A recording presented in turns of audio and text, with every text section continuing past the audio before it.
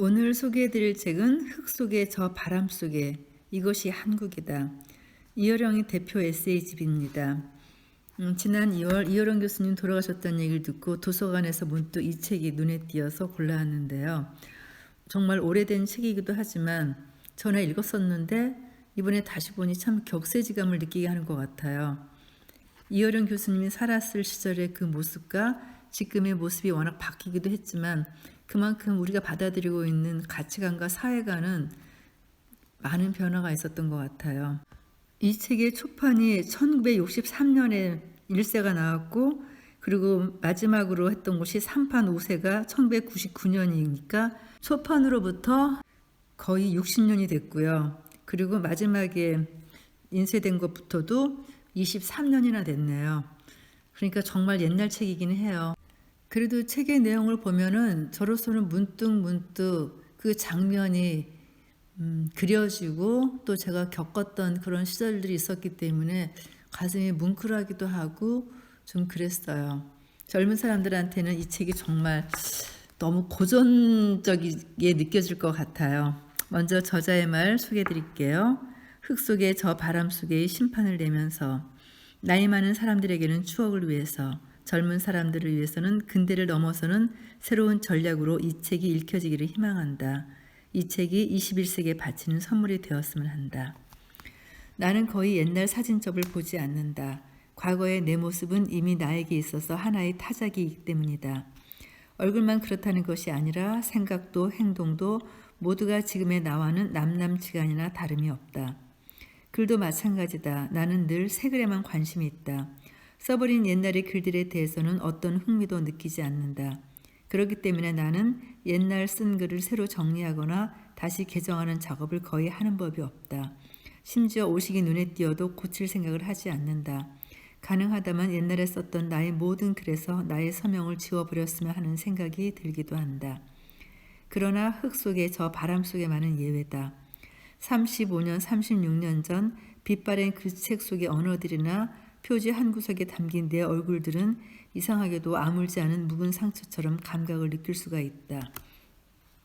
그것은 분명 마취가 덜 된 한 줄기의 신경처럼 내 육체 속에 남아있는 것이다. 그 책과 함께 나의 근대 체험은 시작되었고 그 책과 함께 근대에 대한 의미도 종언을 하게 된 것이다. 내 개인이 아니라 가난과 폭력과 온갖 굴욕 속에서 벗어나기 위해서 지난 반세기 동안 우리는 많은 눈물과 땀을 흘렸다. 그리고 우리가 바라던 것들이 하나둘 이루어지면서 이제는 오히려 우리가 잊어버린 것들에 대한 그리움을 느낀다. 어느 경우에는 그때의 희망들이 오히려 통환이 되어 돌아오는 것들도 있다.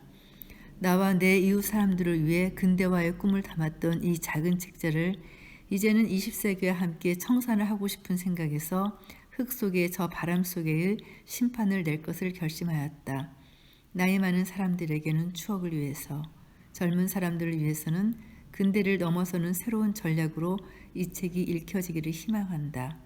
20세기의 마지막을 사는 사람으로서 이 책이 21세기에 바치는 선물이 되었으면 한다. 저자의 바람처럼 저에게는 이것이 추억의 앨범을 들추는 옛날의 흑백 사진을 보는 그런 기분이 들었어요. 그중 다시 꺼내보고 싶은 사진을 들추듯 그렇게 몇 장을 추려서 여러분에게 들려드리고자 합니다. 서장, 풍경 뒤에 있는 것. 그것은 지도에도 없는 시골길이었다. 국도에서 조금만 들어가면 한국의 어느 시골에서나 볼 수 있는 그런 길이었다. 황토와 자갈과 그리고 이따금 하얀 질경이 꽃들이 피어 있었다. 붉은 산무렁이를 끼고 굽어 돌아가는 그 길목은 인적도 없이 그렇게 슬픈 곡선을 그리며 뻗어 있었다. 시골 사람들은 보통 그러한 길을 마차길이라고 부른다. 그때 나는 그 길을 지프로 달리고 있었다. 두 뼘 남짓한 운전대의 유리창 너머로 내다본 나의 조국은 그리고 그 고향은 한결같이 평범하고 좁고 쓸쓸하고 가난한 것이었다. 많은 해를 망각의 여백 속에서 그냥 묻어두었던 풍경들이다. 이즈러진 초가의 지붕, 돌담과 깨어진 비석, 미루나무가 서 있는 냇가, 선앙당, 버려진 무덤들, 그리고 잔디, 아카시아, 말풀, 보리밭. 정적하고 단조한 풍경이다. 거기에는 백로의 날갯짓과도 같고 웅덩이의 잔물결과도 같고 시든 나뭇잎이 떨어지는 것 같고 그늘진 골짜기와도 같은 그런 고요함이 있었다. 그러나 그것은 폐허의 고요에 가까운 것이다. 향수만으로는 깊이 이해할 수도 또 설명될 수도 없는 정적함이다. 아름답기보다는 어떤 고통이, 나태한 슬픔이, 졸린 정체가 크나큰 상처처럼 공동처럼 열려져 있다. 그 상처와 공동을 들여다보지 않고서는 거기 그렇게 펼쳐져 있는 여린 색지의 풍경을 진정으로 이해할 수가 없을 것이다. 위 확장에 걸린 시골 아이들의 불룩한 그 배를 보지 않고서는, 광대뼈가 나온 시골 여인네들의 땀내를 맡아보지 않고서는, 그리고 그들이 부르는 노래와 무심히 짓거리는 말솜씨를 듣지 않고서는 그것을 알지 못할 것이다. 지프가 사태진 언덕길을 꺾어 내리바지 길로 접어들었을 때 나는 그러한 모든 것을 보았던 것이다. 사건이라고도 부를 수 없는 사소한 일, 또 흔히 있을 수 있는 일이었지만 그것은 가장 강렬한 인상을 가지고 가슴속으로 스며들었다. 앞에서 걸어가고 있던 사람들은 늙은 부부였다. 경적 소리에 놀란 그들은 곧 몸을 피하려고는 했지만 너무나도 놀라 경황이 없었던 것 같다. 그들은 갑자기 서로 손을 부둥켜쥐고 뒤뚱거리며 곧장 앞으로만 뛰어 달아나는 것이다. 고무신이 벗겨지자 그것을 다시 집으려고 뒷걸음친다. 하마터면 그때 차는 그들을 칠 뻔했던 것이다. 이것이 그때 일어났던 이야기의 전부다. 불과 수십 초 동안의 광경이었고 차는 다시 아무 일 없이 그들을 뒤에 두고 달리고 있었다. 운전사는 그들의 거동엔 처음엔 웃었고 다음에는 화를 냈다. 그러나 그것도 순간이었다. 이제는 아무 표정도 없이 차를 몰고만 있을 뿐이다. 그러나 나는 모든 것을 역력히 기억할 수 있었다. 그리고 그 잔영이 좀처럼 눈앞에서 사라지지 않았다.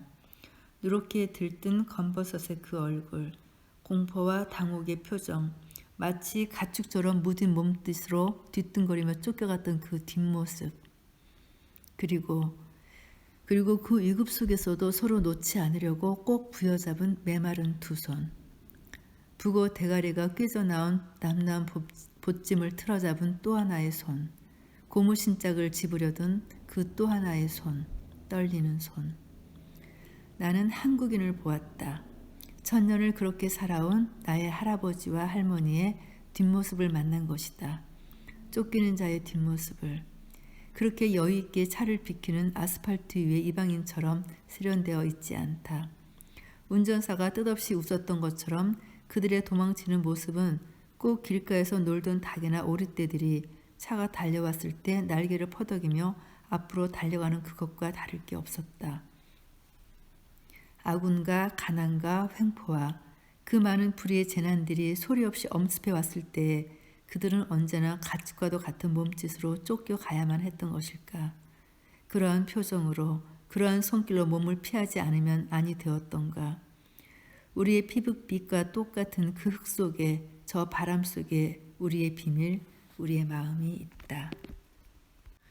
이 짧은 서정의 에세이가 왜 이렇게 마음이 웅크라게 할까요?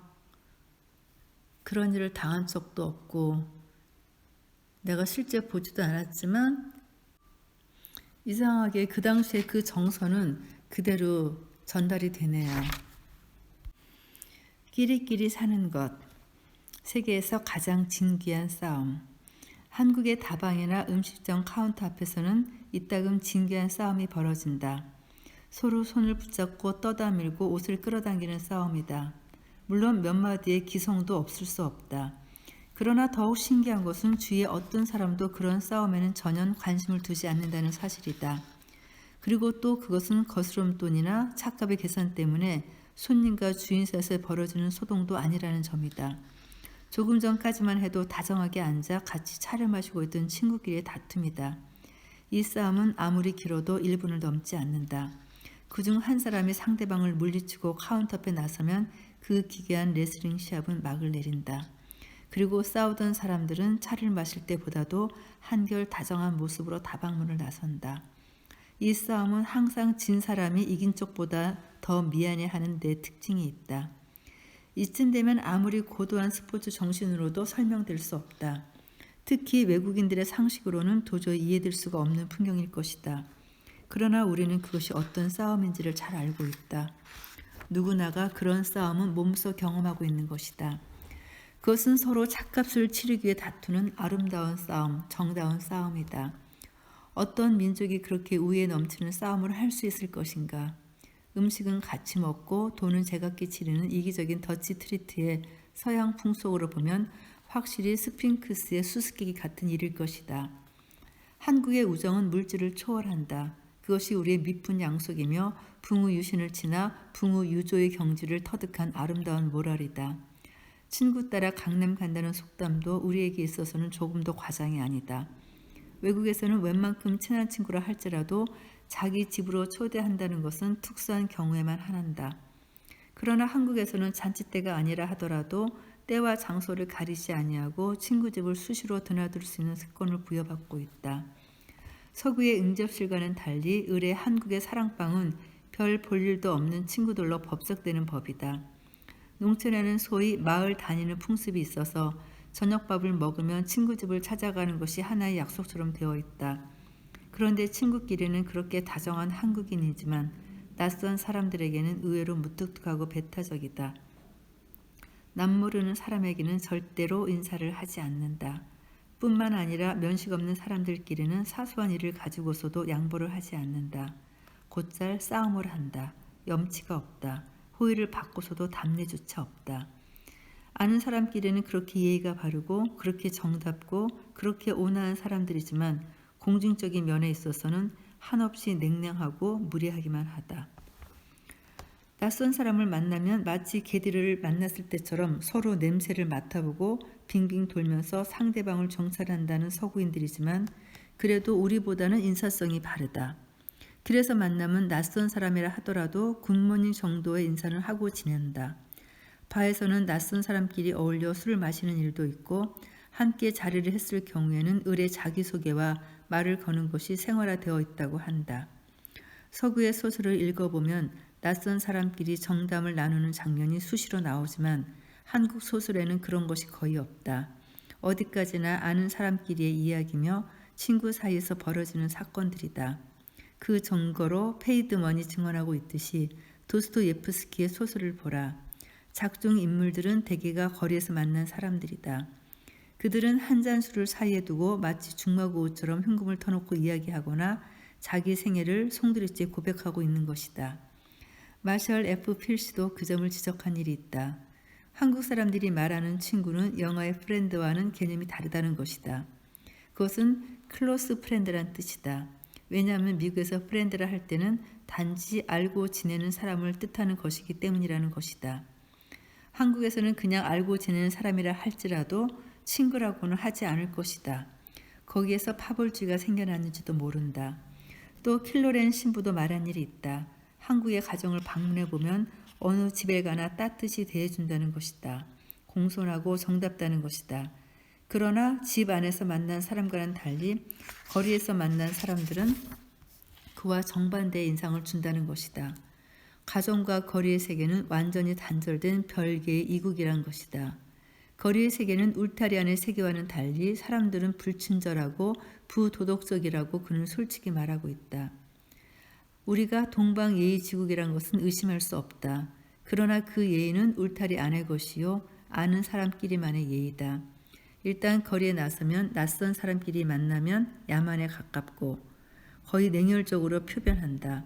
신지의 모랄은 그럴 수 없이 발달해 있지만 공중의 모랄은 사회 전체를 상대로 한 그 인정은 메말라 있기만 하다. 누구나가 다 친구가 아니라는 그 개념은 얼마나 무서운 일인지 모르겠다. 버스 속에서, 백화점에서, 길거리에서 만나는 그 무수한 사람들을 친구가 아니라고 생각한다는 것은 결국 사회와 개인이 단절되어 있다는 것을 의미한다. 술집에 가나 공원을 가나 그것은 모두가 끼리끼리의 모임이다. 아는 사람끼리만 뭉쳐서 돌아가는 사막의 풍경이다. 그리하여 공중이 모이는 자리에 가도 공중 전체의 분위기란 없는 것이다. 그때와 지금 정말 이런 풍습도 많이 달라졌어요. 지금 이런 풍습은 거의 7, 80대의 노년층에서나 볼 수 있지 젊은 사람들은 그냥 핸드폰 앱으로 각자 더치페이하고 각자 송금해 주는 걸로 끝나는 그런 시대가 왔답니다.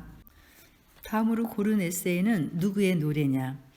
한국인의 유흥은 곧 노래를 부르는 것이다. 술집이고 잔치집이고 어디에서든 사람들이 모여서 논다 싶으면 을의 노랫소리가 흘러나온다. 겉으로 보기엔 조금도 이상할 것이 없다. 그러나 자세히 관찰하면 한국이 아니고서는 도저히 찾아보기 힘든 진경이다. 노래라고 하는 것이 직업 가수가 아닌 이상 즉흥적으로 부르기 마련이다. 더구나 여러 사람이 모여 놀 때 흥에 겨우면 절로 합창이 터져 나오는 것이 보통이다. 그런 면에서 인간은 개구리와 닮은 데가 있는 것이다. 그런데 우리의 경우에는 그렇지를 못하다. 이상스럽게도 노래를 권유한다. 남에게 노래를 시키는 것이 유은석상의 한 에티켓으로 되어 있는 것이다. 시키지도 않는데 노래를 부른다는 것은 멋쩍은 짓에 속한다. 노래를 부르는 수속과 절차가 그렇게 간단치가 않은 것이다. 우선 민주적인 방법으로 노래 부를 사람이 지목된다. 말하자면 좌중의 여론에 의해서 가창자의 순서가 차례로 결정되어 간다. 소위 겸양의 미덕은 그런 자리에서도 유감없이 발휘된다. 몇 번이고 여러 사람이 합세하여 노래를 시키려고 하면 당사자는 또한 완강히 사양해야 되는 것이다. 이렇게 몇 번을 빼다가 이윽고 목청을 가다듬어 노래 한 가락을 부른다. 그러나 한층 더 괴이한 것은 그렇게도 노래를 시키려고 애쓰던 사람들이 막상 노래가 시작되면 별로 경청을 하지 않는다는 점이다. 노래를 시켜놓고는 옆에 사람과 또 술잔을 권하고 사양하느라고 국부전을 벌인다. 노래가 끝났다 싶으면 그제서 다시 좌중의 사람들은 가창자에게 관심을 보여 박수를 치고 앵콜을 청하는 것이다. 문제는 노래보다도 노래를 시키는 데에 더 흥미를 갖고 있는 것이다. 가창자 역시 정말 노래를 부르기 싫어서 빼는 것은 아니다. 그 증거로 만약 한번 사양한다고 해서 다른 사람에게로 노래의 화살을 돌려보아라. 아니 숫제 노래를 부르라고 아무도 권유하지 않았다고 해보아라. 그 사람은 그날의 유흥이야말로 가장 쓸쓸하고 기분 나쁜 자리였다고 할 것이다. 불쾌감을 가지리라. 시무룩하게 앉아 언짢은 표정을 하다가 쓸쓸히 돌아가는 것이다. 그렇다면 대체 그 노래는 누구의 노래인가? 남이 시켜서 억지로 부르는 노래도 아니며 부르고 싶어서 절로 부르는 노래도 아니다. 노래는 감정이다. 그러므로 노래를 권유한다는 것은 감정을 강요하는 것과도 같은 일이다. 그리고 그 권유를 받고 노래를 부른다는 것은 그 감정까지도 자연 발생적이 아니었다는 것을 의미한다. 타율도 아니고 자율도 아닌 그 노래를 모르고서는 한국인은 이해할 수가 없다. 당신이 만약 외국인이라면 절대로 한국인이 노라고 말하는 것을 액면 그대로 받아들여서는 안 된다. 예스도 마찬가지다. 아무리 좋은 일이 있어도 몇 번은 거절해야 되는 것이므로 당신은 우선 몇 번이나 그렇게 권유해 보아야 한다. 사양하는 맛에 권하고 권하는 맛에 사양하는 그 상대성 원리는 아인슈타인 박사도 일찍이 발견하지 못했던 이론이다. 한국의 인간관계는 권하고 사양하는 상대성 원리에 의해서 성립되는 것이므로 그 호흡을 잘 맞춰 행동하지 않으면 많은 실수를 저지르게 된다. 칵테일 파티와는 다른 것이다. 제가 잔을 들고 가서 술을 따라오고 제 손으로 안주를 집어다 먹는 그 칵테일 파티의 풍경과는 다른 것이다. 권하는 사람도 없고 사양하는 사람도 없는 그런 파티야말로 한국인의 눈에는 몸이 건조하게 보인다. 더더구나 칵테일 파티는 서로 이야기하는 맛이 핵심이 되어 있지만 한국에서는 술자리에 말만 짓거린다는 것은 큰 신뢰에 속한다. 잘난 체 한다거나 개걸거린다고 천대를 받는다. 노래와 술뿐이 아니라 일상생활에 있어서도 권하고 사양하는 데에 흐뭇한 대인관계의 정을 나누는 것이다. 잔잡아 권할 리 없으니 그를 쓰러하노라라고 노래 부른 것은 임백호가 황진이의 무덤에서 한 소리지만 우리나라 사람들은 누구나가 다 권하지 않는 것을 섭섭하게 생각한다. 좋아도 나쁜 채 하고 나빠도 좋은 채 하는 그 사교법은 확실히 모든 것을 까놓고 따지는 서구인의 그것에 비해 여운이 있다. 그러나 그 반면에는 솔직하지 못한 이중적인 사교법으로 해서 한번 호흡이 맞지 않았다가는 복잡한 오해가 생겨나게 된다. 구름 낀 돌이 아니면 안개가 자욱이 낀 날에 만나는 사람들 같다. 몽롱한 그 영상에는 신비한 정취가 있기는 하나 자칫하면 충돌하기 쉬운 위험성도 있는 것이다. 그러한 가운데서 노래가 흘러나온다. 합창도 독창도 아닌 그리고 제 흥도 남의 흥도 아닌 애매한 노래가 그 야릇한 노래가 한국 사회의 이 구석 저 구석에서 지금도 여전히 울려오고 있다. 요즘 곧잘 유행되는 자의반 타의반이라는 말도 이런 데에서 생긴 것이 아닌가 싶다. 우리는 노라고는 하지 않는다. 그 대신 예스라고도 하지 않는다. 언어 이전의 암시로 인해서 서로 살아가는 것이다. 뭔가 모였을 때 노래 권하고 술 권하는 문화 물론 아직도 있어요. 근데 요즘 젊은 애들은요. 노래방 가서 서로 노래 부르려고 하고요. 노래 부를 때 자기 노래 고르느라고 듣지도 않고 그래요. 그것도 정말 많이 달라진 세태죠. 잠깐 미국 유머집에 나오는 이야기를 소개하겠습니다. 어느 미국인이 6.25 전에 한국을 방문하였을 때 산길을 걷다가 이상한 광경 하나를 보았다. 남자는 나귀를 타고 그 아내는 뒤에서 숨을 헐떡이며 쫓아오는 것이었다. 미국인은 눈이 둥그레져서 물었다. 여보시오, 레이디 퍼스트의 예의도 모르시오? 여자를 저렇게 학대하다니. 그러자 그 군자는 태연히 대답하였다. 이것이 우리의 풍속이요. 그런데 그 미국인이 6.25 직후에 다시 한국을 방문하였을 때는 그와 정반대의 광경을 목도하였다. 똑같은 산길이었지만 이번엔 여자가 앞에서 나귀를 타고 남자는 멀찍이 떨어져 조심성 있게 쫓아오고 있었다. 그 미국인이 신기하게 생각했다. 여보시오, 그동안의 풍속이 변했구려. 그러자 그 군자는 옛날과 조금 더 다름없는 표정으로 대답했다. 천만의 말씀입니다. 전쟁통의 지뢰가 사방에 묻혀있기 때문에 아내를 이렇게 앞세우고 가는 거랍니다. 이것은 한국인의 그 철저한 남존여기배의 풍속을 희화화한 유머다. 그러나 그들이 우리의 남존여비를 비웃고 있는 것처럼 역시 우리도 그들의 여존남비의 태도에는 웃음을 금할 수가 없다. 이것도 정말 완전 옛날 얘기 같아요. 옛날 우화를 듣는 것 같은 그런 느낌을 받았어요. 물론 아직도 성차별이 있기는 하죠. 하지만 이 성차별이 아마 오히려 역차별로 바뀔 가능성도 이제는 보이는 것 같아요. 기차와 반항. 매일 다니는 기차지만 시골 아이들은 그것을 그냥 무심히 보고 지나치질 않는다. 하굣길에서 어쩌다 기적 소리가 울리면 아이들은 책불을 등에 맨 채 철길 가까이로 달려간다. 연기를 뿜으며 산무렁이 사이에서 시커먼 기차가 나타난다. 아이들은 묵묵히 일렬로 쭉 늘어서서 기차가 가까이 오기만을 기다린다. 대체 무엇을 하자는 것일까? 하나, 둘, 셋, 열차가 그들의 눈앞을 스쳐 지나간다. 차창 밖을 내다보고 있는 낯선 여객들의 얼굴이 있다. 그때 아이들은 약속이나 한 듯이 일제히 두 손을 올려 보기 좋게 쑥떡을 먹인다. 물론 장난으로 그런 요구를 하는 것이지만 그들의 표정은 심각하다. 시골 역장처럼 거의 사무적인 동작이다. 기차가 멀리 사라져 보이지 않을 때까지 아이들은 씩씩거리면서 계속 쑥떡을 먹이는 것이다. 이상한 버릇이다. 아이들만 그러는 것은 아니다. 논을 매거나 밭에서 일을 하던 어른들도 기차가 지나가면 의뢰하던 일을 멈추고 그와 비슷한 짓을 한다. 어떤 놈은 팔자가 좋아서 기차만 타고 다니는 뒤 한 사람이 구성진 목청을 뽑아 노랫가락조로 한탄을 하면 그 말을 또 받아서 우리는 밤낮 요모양 욕골이래유 하고 산식을 한다. 그러나 외국 영화를 보면 우리와는 아주 대조적인 풍경이 나타난다. 기차가 전원길을 달리면 아이들이 모여들어 만세를 부르고 가던 농부들은 여객들을 향해 손을 흔들어 보이는 것이다. 한국의 근대화는 철로를 타고 뻗어 들어왔다. 단순한 개화 문명이 아니라 그 물결을 타고 색다른 검은 신화가 생겨나는 것이다. 기차는 소위 그 개화장이나 개화경을 쓴 사람들을 실어다 주었다. 개화장은 지팡이 스틱을 말하는 거고요. 개화경은 안경이래요. 양복 입은 면석이 하며 주제소의 순사들이며 그리고 그들은 농민들을 괴롭히기만 했던 것이다. 한국의 근대화는 식민지의 그 역사와 함께 싹튼 것이었기 때문에 개화한다는 것은 곧 제약과 압박의 상징으로 보여졌다. 맨드라미나 코스모스가 피어있는 쓸쓸한 시골역에서는 신기한 일보다는 슬프고 안타까운 일이 더 많이 벌어지고 있었다. 시골 처녀들이 서울로 팔려갈 때도 혹은 정답던 이웃들이 쪽박을 들고 영영 고향 땅을 떠나던 곳도 바로 그 역에서였다. 북만주나 일본 대판 같은 곳으로 실향민을 싣고 기차는 떠나갔다. 이호석의 소설 돈에도 그런 것이 있다. 분이와 길들인 돼지를 빼앗아 가버린 기차가 그리고 그 철도가 넋일고 바라보는 시골 청년의 눈앞에서 좀처럼 사라지질 않는다. 그것은 깊은 좌절의 심연이었던 것이다.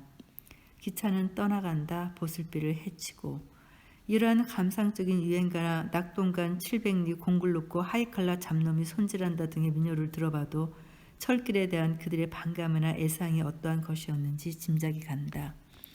결국 기차를 향해 쑥떡을 먹이는 아이들의 유머러스한 행동에서 우리는 근대성에 대한 한국인의 반항심을 읽어볼 수 있는 것이다. 반항이래야 별로 대수로운 것도 못 된다. 기껏해야 사라져가는 기차의 뒷국무늬에 대대고 흰눈을 흘기거나 주먹질을 하는 데에서 그치는 것이다. 그것도 근원적인 것에 대한 반항이라기보다 기차나 양복처럼 겉으로 드러난 낯선 형상물의 피상적인 반감이라 할 수 있다. 원래 한국인의 반항은 논리적인 것보다는 정감적인 것이며 계속적인 것보다는 간헐적인 것이다. 기후부터가 사만사원으로 되어 있듯이 반항 자체도 그러한 율동으로 나타나고 있다. 세조에 대한 반항만 해도 그러했고 3.1운동이나 4.19도 모두가 그러하다. 한국인은 잠잠하게 내려오다가 갑작스럽게 반항한다. 그러다가도 또다시 잠잠해진다. 강파른 추위가 몇 달씩 계속되는 그런 반항이 아니라 누그러졌다가는 다시 추워지고 추워졌다가는 다시 누그러지는 사만사원식 반항이라 할 수 있다. 홍길동은 활빈당을 만들어 사회학에 도전한 희대의 반영하였지만 그의 반항이란 것도 결국은 기차를 향해 쑥떡이를 먹이는 정감적인 반항이었다. 민중 전체의 혁명으로는 발전되지 못한 소설이다. 그 활빈당이란 것도 결국은 의도의 범위에서 벗어날 수 없었다. 임꺽정도 마찬가지다. 의도는 있는 자에게서 물건을 빼앗아 없는 자에게 나눠주는 일이다. 그것이 아무리 의로운 것이라 할지라도 창조적인 것은 아니다. 부자가 없어지면 동시에 반항도 사라진다. 아무것도 생산할 수 없는 반항이다. 엄격한 의미에서 그것은 반항이라기보다는 반감이요 반감이라기보다는 시기에 가까운 것이다. 이 시기심이 진정한 사회적인 반항으로 발전되지 못하고 단순한 불평불만으로 떨어졌던 일을 우리는 이 시각에도 몸소 체험하고 있다.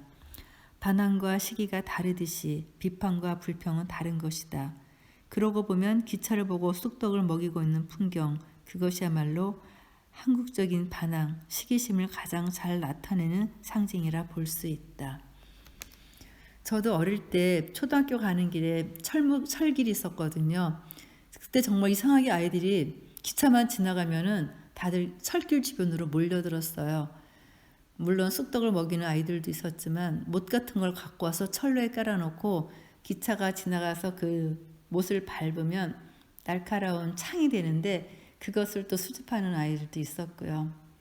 이제는 도시에 이렇게 철길이 지나가는 모습은 거의 볼 수는 없지만 이 책을 보니까 그 당시 모습이 정말 희미한 흑백 사진처럼 떠오르네요. 가래질이 의미하는 것. 한국인들은 모일수록 약하다고들 한다. 스포츠만 보더라도 역도나 마라톤처럼 개인기는 우수하지만 팀워크를 필요로 하는 것들은 아주 시원찮다고 한다. 세 사람만 모여도 벌써 파벌이 생기고 당 하나가 형성된다고 자주하는 축도 없지 않다. 우리에게 협동 정신이 없었다는 것은 오늘의 현실만 보더라도 수긍이 갈 만한 일이다. 그러나 간단히 그렇게만 규정할 수 있을 것인가? 이러한 문제를 더 깊이 따지기 위해서는 협동에 대한 개념부터 논의되지 않으면 안 된다. 한자의 그 협을 분석해보면 여러 힘들이 사방에서 합쳐지는 것을 의미한 것이고 영어의 코퍼레이션은 함께 일하다에서 나온 말이다. 그런데 힘을 모으는 데 있어서 결코 성질이 하나가 아니다. 서양의 합동은 마치 버스가 진구렁에 빠졌을 때 여러 사람이 모여들어 일정한 방향으로 힘을 합쳐 밀고 있는 경우와 같다. 그러한 협동에 있어서는 서로 한 사람쯤 빠져도 힘이 모자랄지언정 방해는 되지 않는 것이다.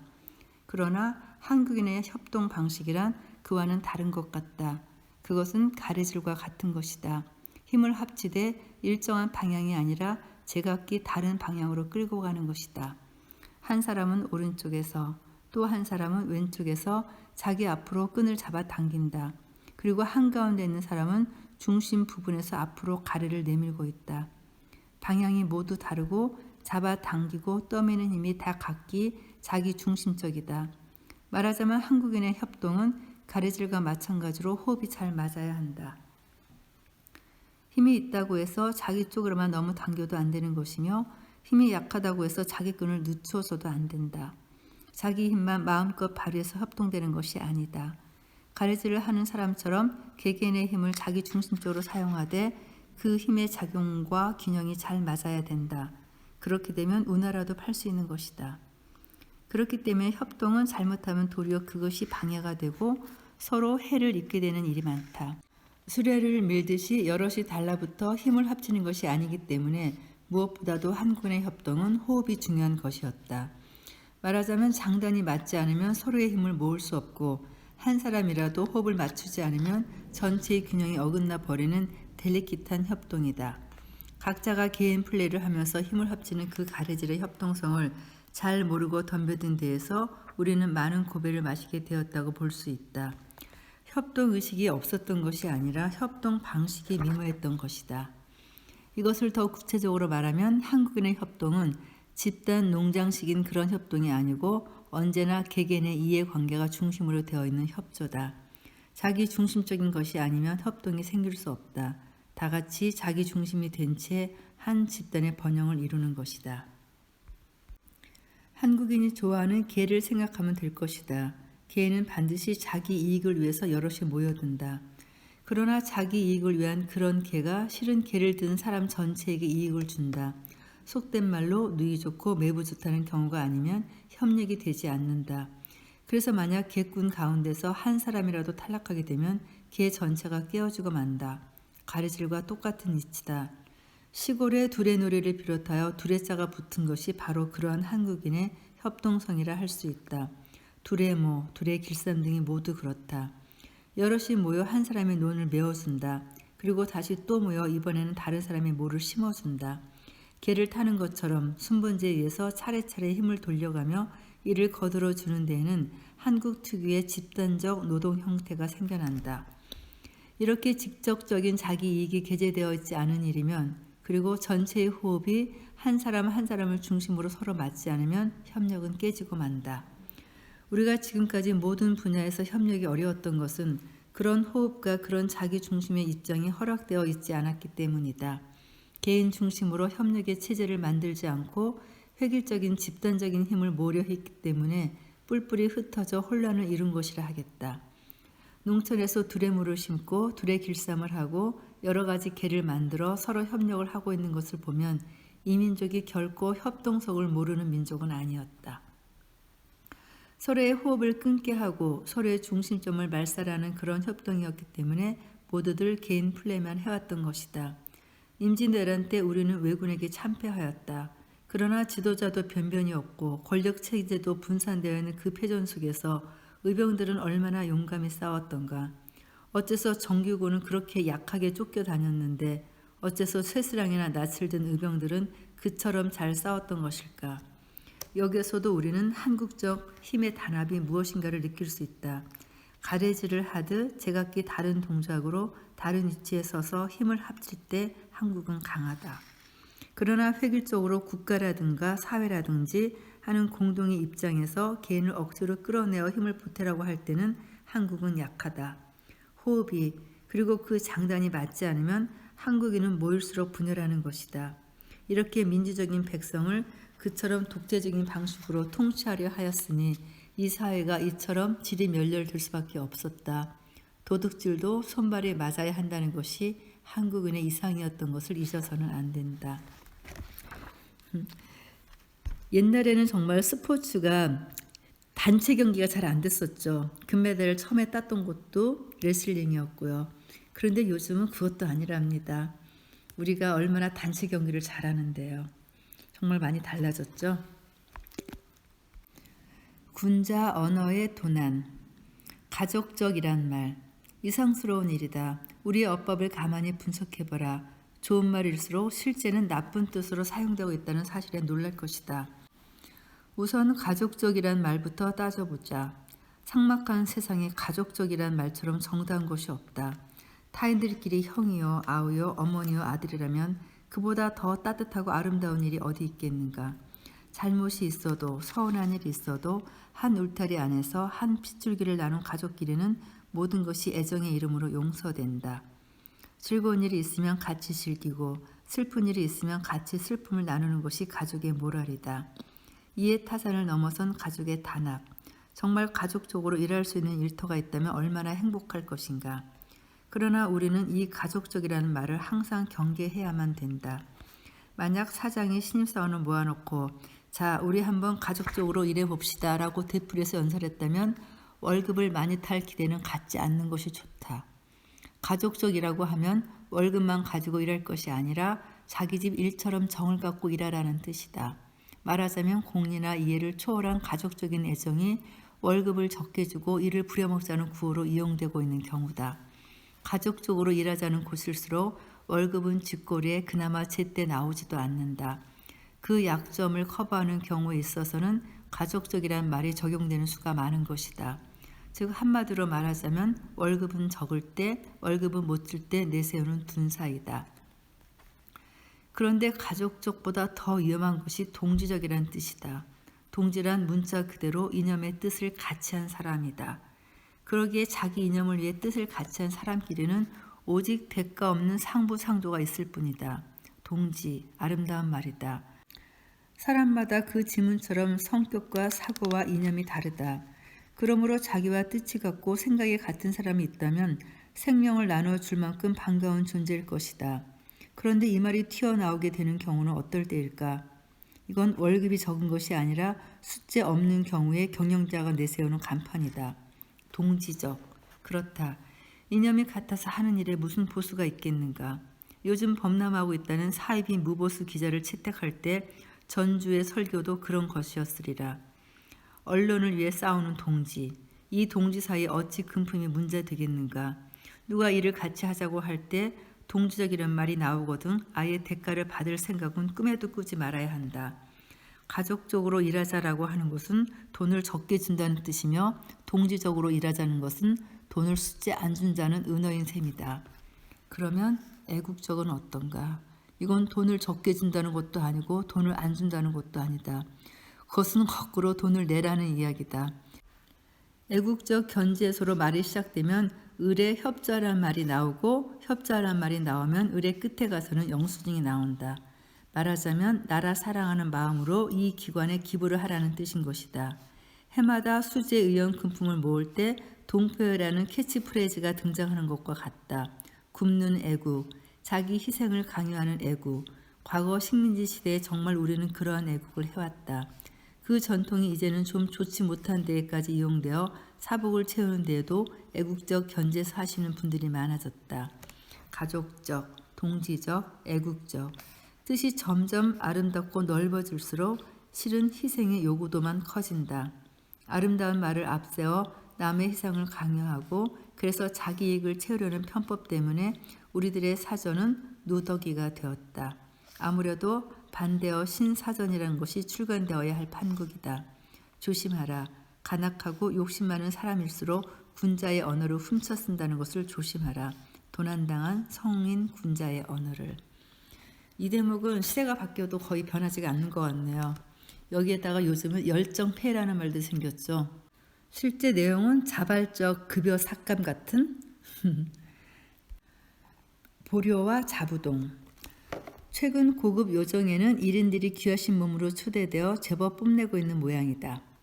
일제시대 때 교육치고를 외다가 배운 일어라도 이제는 외국의 대열에 끼어 장한 기생들 간에는 수월찮은 미천이 되는가 보다. 그러나 제법 대국이여 선진국임내 하고 뻐기던 일본인 기자 하나가 이 요정에서 여지없이 높던 콧대가 꺾인 일이 있었다. 요정 아랫목에 의젓하게 펴놓은 보료를 보고 일본 기자가 그게 무엇이냐고 묻더라는 것이다. 그때 서투른 일본말로 기생 하나가 거침없이 무카시노 조센사부동 데스라고 대답했다는 이야기다. 즉 옛날 한국의 방석입니다. 일본 기자는 그만 놀라가지고 눈만 끔뻑대면서 더 이상 말을 하지 못했다는 것이다. 일본의 자부동에 비해 과연 한국 고유의 그 자부동, 보료의 스케일은 월등히 크다. 어느 쪽이 대국인가? 일본 기자는 그 방석의 규모를 통해 느낀 바가 적지 않았을 것이다. 보료와 자부동에서 끝나는 것이 아니다. 우선 밥상을 보라. 일본의 상은 한국상의 손잡벌에 해당된다. 우리나라의 쟁반 정도에 불과한 밥상이다. 옹색한 그런 상 위에서 사시사철 밥을 먹어온 그들이 마음이라고 넓을 리가 없다. 밥그릇도 그렇지 않은가. 두께로나 크기로나 한국의 밥그릇은 일본 공기에 서너 배가 크다.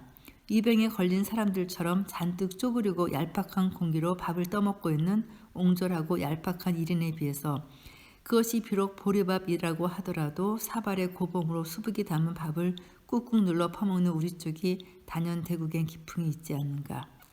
일본의 미소시루와 우리의 국, 그들의 나라츠케와 한국의 김치, 또 사카즈키와 우리의 술잔, 어느 것을 겨누어 보아도 우리 쪽이 킹사이즈, 스케일이 월등하다. 그런데도 우리가 일본에 뒤진 까닭은 무엇일까? 다른 것은 다 그만두더라도 그들이 오늘날 수출액 100억을 통해 발돋움을 하는데 우리는 어째서 그 50분의 1도 안 되는 2억대에서 바둥대야 하는가? 그들보다 수십 배가 더 큰 방석을 만들어 쓴 한국이 어쩌자고 오늘날엔 일본인을 거인처럼 바라보아야 하는가? 그 큰 스케일은 어디로 갔을까? 분한 노릇이다. 누구도 일본인보다 우리의 마음이 크고 넓다는 데에 반대하지는 않을 것 같다. 비밀은 그 스케일을 좋은 데에 쓰지 못하고 나쁜 데에 사용한 까닭으로 그들에게 뒤져설는지 모른다는 생각이 든다. 요즘 신문을 펴보면 더욱 그런 생각이 앞선다. 대체 세계 어느 나라에 하루 사이에 100%로 물가를 올리는 곳이 있는가? 새해가 되자마자 올리기 시작한 최신요금, 사립대학 공과금, 수도세, 택시요금 등등을 보면 정말 스케일이 큰 나라다. 불과 1, 2%의 물가만 올라도 내란이라도 일어날 듯이 나라가 발칵 뒤집히는 외국의 경우는 우리에 비해 얼마나 소심하며 그 스케일이 좁은가. 보료를 만들던 그 푸짐한 솜씨가 물가 올린 대로 바뀐 것은 분명하다. 뿐만 아니라 철도청 사건의 부정 역시 그 스케일을 따를 나라가 없으리라. 프랑스에서는 수혜를 포드뱅이라고 한다. 그쪽 부정은 기껏해야 술병 정도가 오고 가는 것이었던 모양이다. 그런데 철도청의 부정은 수억 대의 돈을 공깃돈 놀리듯 한 것이었다. 떼어 먹는다는 말이 있듯이 횡령이란 열 가운데서 서너 개를 떼어내는 도둑질이다. 그러나 한국 관리들의 부정은 열에서 9을 먹고 하나를 내놓는 것이니 떼어 먹는다는 말로는 개념이 잘 맞지 않는다. 만약 이런 스케일을 건설적인 대로, 생산적인 대로, 즉 국가 발전에 발휘했다면 일본 정도는 발가락으로 누리며 살 수 있었을 것이라 생각된다. 이래저래 스케일이 크신 부패 관리 덕택에 우리는 보려는커녕 손바닥만한 방석에도 앉아 있을 수 없게 되어간다. 관용 요금을 배로 올려주시고 국고에 들어갈 돈을 도중에 전부 가로채고 결국 싫어도 우리는 더 일하지 않고는 살아갈 수 없게 된 것이다. 실로 더 일하는 해의 그 구호는 누가 생각해냈는지 명언이다. 관용 요금이 배로 오른 것도 있는데 옛날처럼 일하다가는 굶어 죽는다. 배로 더 일해야 된다. 남이 부정한 돈까지도 우리가 물어야 하니 자기 목만 벌어서는 안 된다. 더 일하자. 올해는 더 일하는 해다. 옛날이나 지금이나 부정부패는 항상 있었는데 그때는 정말 심했나 보네요. 그런데 우리가 이제는 일본을 부러워할 일도 그리고 일본이 정말 우리보다 더 잘 사는 것도 이제는 아니에요. 이제는 우리가 앞서고 있답니다. 마지막으로 한 편만 더 소개하고 이 녹음을 마치려고 하는데요. 나들이 옷의 비극입니다. 나들이 옷. 이것이 정말 요즘 사람들한테는 와닿을까요? 매일매일이 나들이 옷인데 나들이 옷의 비극. 나들이 옷과 외출복. 우리 고유어 가운데 나들이 옷이란 것이 있다. 외출복을 그렇게 부른다. 말만 나들이 옷이지 실은 평상시의 의상과 조금도 다를 것이 없다. 다만 새 옷이요 값진 옷을 아껴두었다가 밖에 나갈 때 입는 것을 그렇게 부른다. 그러니까 나들이 옷은 타운웨어라든지 칵테일 드레스라든지 하는 것과 근본적으로 다른 것이다. 참으로 이상스러운 일이다. 서양 사람들은 나들이를 다닐 때면 의뢰 활동하기 쉬운 간편한 옷을 입고 나간다. 말하자면 연회복과 달리 값싼 옷이다. 그런데 우리의 경우는 피크닉이나 꽃구경을 가는 데에도 의뢰 성장을 한다. 입고 있는 옷 가운데 최고의 곳을 골라 걸친다. 아이들로부터 할아버지에 이르기까지 패션쇼를 하는 기분이다. 어째서 꽃구경이나 야유를 가는 데에도 남의 시선에 신경을 쓰는 것일까? 모처럼 휴식을 취하러 놀러 온 것인데도 성장한 옷을 버리지 않으려고 조바심을 태우는 꼴은 아무래도 불합리한 일이다.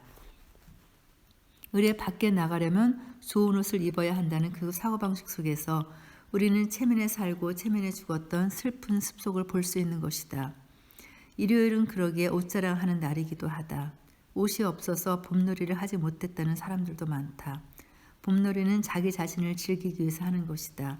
결국 옷이 없어 창피하다는 말은 봄놀이를 가려고 하는 것인지 옷놀이를 하려고 가는 것인지 구분이 안 되는 이야기다. 때와 장소를 가려 옷을 입을 줄 아는 국민이 되었으면 싶다. 값진 옷이 있어도 일요일에 외출엔 도리어 실용적인 옷을 입고 나가는 것이 옳다. 마음대로 뒹굴어도 좋고 풀물이 들어도 좋을 실용적인 옷을. 나들이 옷을 참는 습관이 사라질 때 비로소 우리는 생활을 생활답게 즐길 수 있게 될 것이다. 의상뿐이겠는가. 체면이라는 망령 때문에 자기 생활을 구속하고 지내는 일이 얼마나 많은가. 좀 더 자기에 충실한 삶을 누려야겠다. 일요일의 거리가 연애의 거리처럼 되어야 할 하등의 이유가 없다. 나들이 옷이란 개념을 불살라 버리는데 용감한 생활이 되기 바란다. 이제 이런 일은 없죠. 일단 우리나라 사람들이요, 옷 입는 태도 그리고 때와 장소에 맞춰서 옷 입는 것은 굉장히 수준급인 것 같아요. 그리고 이제는 경제적으로 넉넉했기 때문에 굳이 나들이 옷, 외출복을 구분하지 않아도 될 만큼 요즘 옷이 없어서 못 입는 사람들은 없잖아요. 그렇지만 정말 60년 전 전쟁 직후, 전쟁이 끝난 지 겨우 10년이 지난 그 시절에는 정말 먹성보다 입성으로 우리의 누참을 가리려고 했던 그런 시절이니까 이 말이 참 와닿기도 하고 마음 한편이 저리기도 합니다. 오늘 이여령 선생님의 에세이집 다시 한번 읽어봤는데요. 정말 이거는 오래된 앨범처럼 간직하고 싶어요. 가끔 생각날 때 꺼내보고 싶은 그런 책이었습니다. 감사합니다.